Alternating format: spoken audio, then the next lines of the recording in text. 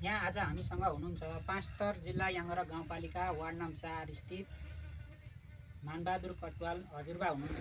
उहाँलाई नमस्कार गरेँ मैले। हजुर नमस्कार। बुवा कति वर्ष पुग्नुभयो हजुरबा? 90 वर्ष पुग्नुभयो। अस्ति वैशाखदेखि। हजुर वैशाखदेखि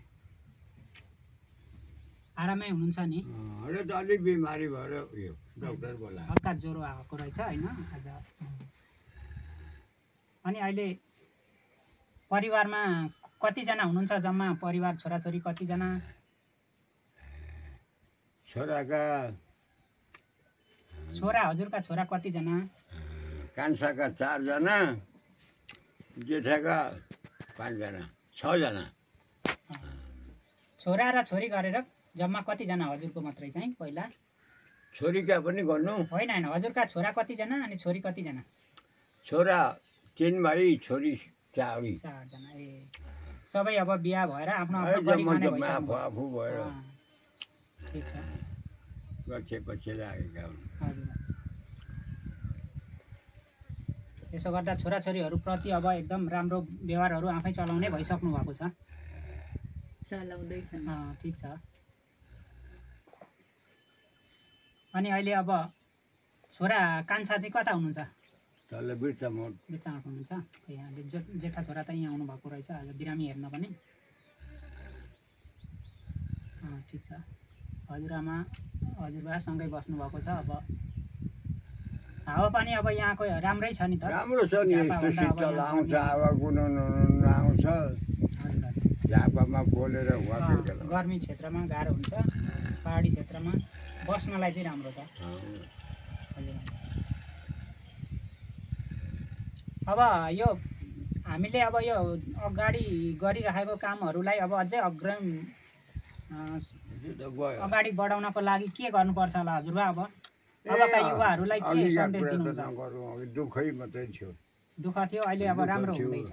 नुन बोकेरै खानु पर्थ्यो। हजुर हजुर, गाह्रो थियो। अहिले धेरै सुविधा भयो। ढिकी कुटेरै, मकै पिनेरै, कोदो पिनेरै। हजुर हजुर। भने पछाडि अब अहिले धेरै सुधार भयो। अहिले त के स्वर्ग हो नि, मिल्छन्। हजुर हजुर। कल पानीको धारो यहाँ छ त कहाँ पुग्नु पर्दैन।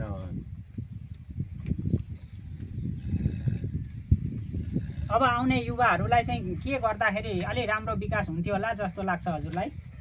मलाई? हजुर हजुर। अब यो भन्दा उता 10 वर्ष अर्कै स्वर्गवास हुन्छ। हो, विकास त्यस्तो भइसक्छ। हजुर, स्वर्गवास हुन्छ। सबैलाई अघिका जुत्ता चप्पल नलाइकन, कोट रक्सो नलाइकन, गाडी नदेखिकन गए हाम्रो बाबुबाजेहरू। हजुर हजुर। यो तुलनामा धेरै विकास भएको छ अहिले। गाडी हेर्न दार्जिलिङ जानुपर्छ भन्थे। हजुर हजुर। अहिले यही स्यालकुटीमा कुद्न थाले। चारैपट्टि गाडीको बाटाहरू आए, सुविधा भएको देखियो।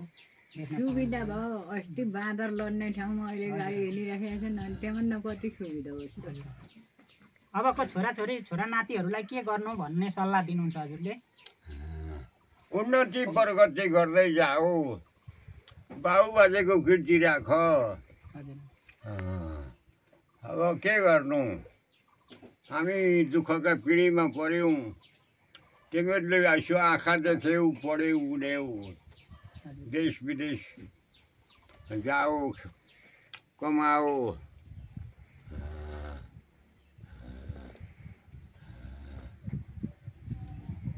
यहाँ नेपालमै जागिर खाऊ होइन?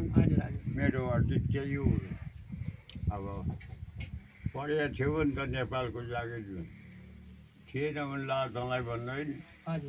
लोक त्यहाँ भिडेर नाम निकाल्नु पर्यो। हेल्पपोस्ट बनिँदैछन्। राम्रा राम्रा डाक्टर पढेर हुन सके भने यी खान्छन् नि त। हस् त, बुवालाई हजुरको कुराहरू राखिदिनु भयो, यसको लागि धेरै धेरै धन्यवाद हजुर। धन्यवाद। म ओमनाथ भण्डारी पनि धन्यवाद चाहन्छु। हस् त, नमस्कार।